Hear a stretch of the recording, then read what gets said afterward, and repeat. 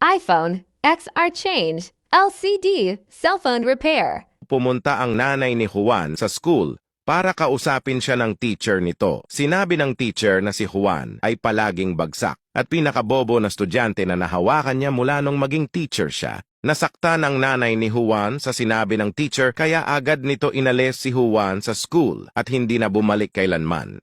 20 years later, nagkaroon ng kakaibang sakit sa puso ang teacher at ang tanging solusyon ay operahan ito ng nag-iisang doktor sa hospital. Ang doktor na ito ang pinakamagaling sa buong hospital. Naging success ang operasyon ng teacher. Unti-unti niyang minulat ang kanyang mata nang makita niya ang isang gwapong doktor. Parang may gusto ito sabihin. Ngunit biglang namutla ang muka nito at biglang namatay. Nagulat ang doktor at nagduda kung bakit nangyari ito. Pagtingin niya sa likod, nakita niya ang kaibigan nating si Juan.